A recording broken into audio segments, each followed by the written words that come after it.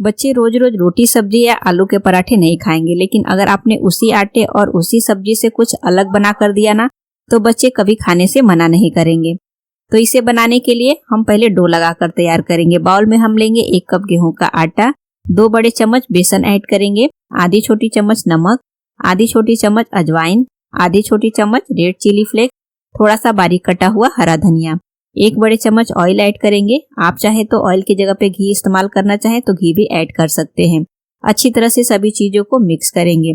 तो बढ़िया से मसलते हुए मिक्स कर लेना है। तो देखिए अब बिल्कुल बढ़िया से मिक्स हो गया है। अब इसमें हम पानी ऐड करेंगे और इसका हम डो लगाकर तैयार करेंगे।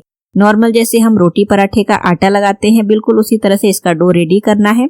कवर करके साइड में रखेंगे। गैस पे हम पैन रखेंगे और इसमें हम 2 बड़े चम्मच ऑयल ऐड करेंगे, आधी छोटी चम्मच जीरा, आधा इंच ग्रेट किया हुआ अदरक ऐड करेंगे, 2 बारीक कटी हुई हरी मिर्च, 1 बारीक कटी हुई प्याज।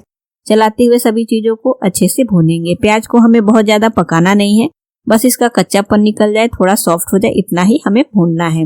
अब हम इसमें ऐड करेंगे 1 बारीक कटा हुआ गाजर, 1 छोटे साइज का बारीक कटा हुआ शिमला मिर्च, आधा कप बारीक कटा हुआ पत्ता गोभी और अच्छी तरह से सब्जियों को हम मिक्स करेंगे। यहाँ पे सब्जियां आप अपनी पसंद के जो चाहे ऐड कर सकते हैं। सब्जियों को हमें बहुत ज्यादा नहीं पकाना है, सब्जियों का थोड़ा मॉइस्चर निकल जाए और सब्जियां थोड़ी सी सॉफ्ट हो जाए ना, हमें इतना ही पकाना है। 1 छोटी चम्मच नमक ऐड करेंगे। नमक ऐड करने से सब्जियां अपना मॉइस्चर रिलीज करेंगी और सब्जियां जो है ना जल्दी से सॉफ्ट हो जाएंगी। तो देखिए सब्जियां जो है अब पहले से काफी सॉफ्ट दिख रही हैं और इसका जो मॉइस्चर है ना वो भी खत्म हो गया है। तो अब हम इसमें फ्लेवर के लिए थोड़े से मसाले ऐड कर लेंगे। तो हम इसमें ऐड करेंगे आधी छोटी चम्मच धनिया पाउडर, आधी छोटी चम्मच गरम मसाला पाउडर, आधी छोटी चम्मच हल्दी पाउडर, आधी छोटी चम्मच काश्मीरी लाल मिर्च पाउडर, 1 छोटी चम्मच चाट मसाला पाउडर। नमक हमने पहले ही ऐड कर लिया है। अच्छी तरह से सभी मसालों को सब्जियों के साथ मिक्स करेंगे। 2 आलू को हमने बॉईल करके लिया है, तो आलू को इस तरह से हाथ से मैश करके ऐड कर लेंगे। थोड़ा बारीक कटा हुआ हरा धनिया ऐड करेंगे और सभी चीजों को अच्छी तरह से मिक्स करेंगे।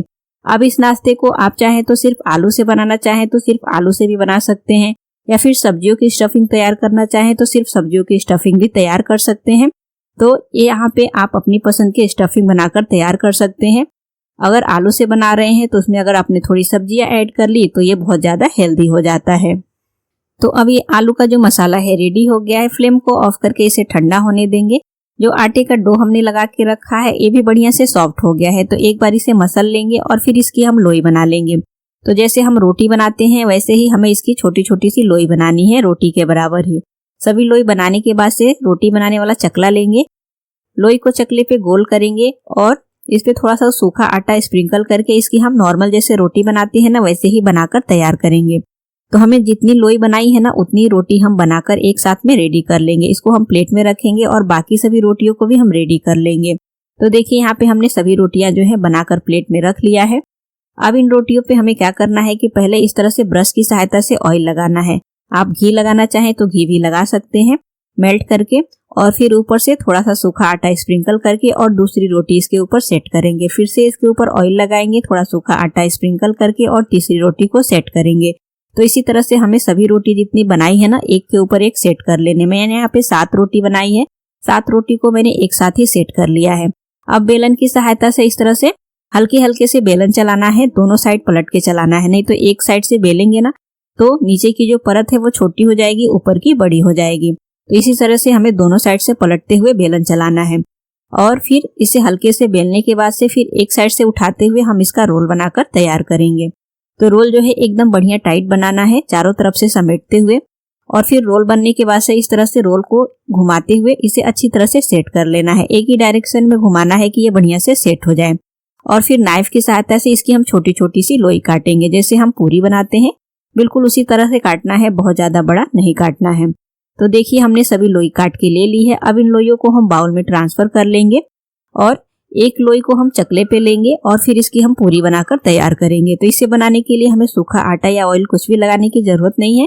बेलन की सहायता से हल्के हल्के से प्रेस करते हुए इसकी पूरी बनाकर तैयार कर लेंगे। और फिर जो आलू का मसाला हमने लिया है ना इस तरह से 1 बड़े चम्मच साइड में रखेंगे और फिर एक साइड से उठाते हुए हम इसे पैक कर लेंगे, जैसे हम गुजिया बनाते हैं बिल्कुल उसी तरह से। और फिर अच्छी तरह से इसे सेट करने के बाद से ना आप चाहे तो इसे ऐसे ही रख लें या फिर फॉक की सहायता से इस तरह से किनारे पे थोड़ा थोड़ा सा प्रिक कर लें। इसे देखने में ये काफी बढ़िया दिखेगा और अच्छी तरह से सेट हो जाएगा। ये फ्राई करते वक्त ऑयल में बिल्कुल भी खुलेगा नहीं। तो इसे हमने बनाकर प्लेट में रख लिया है और बाकी दूसरी लोई जो हम लेकर इसे भी बनाकर तैयार कर लेंगे। तो यहाँ पे मैंने थोड़ा सा लेयर आने के लिए इस तरह से एक साथ रोटियों को सेट करके बनाया है। अगर आप सिंपल तरीके से बनाना चाहते हैं ना, तो जैसे पूरी बनाते हैं सिंपल पूरी बनाकर भी ये नाश्ता बनाकर तैयार कर सकते हैं।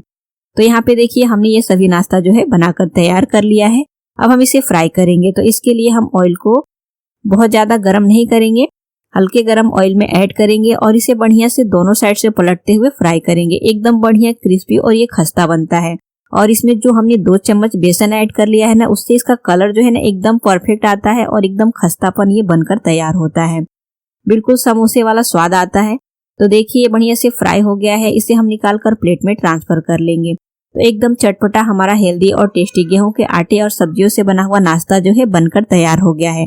आप इसे बनाकर नाश्ते में खाएं या फिर बच्चों के लंच बॉक्स में दें, सबको काफी पसंद आएगा। तो फ्रेंड्स, नाश्ते की रेसिपी को जरूर ट्राई करें और रेसिपी अच्छी लगे तो हमें कमेंट करके जरूर बताएं। वीडियो को लाइक करें, शेयर करें और चैनल को भी सब्सक्राइब करें।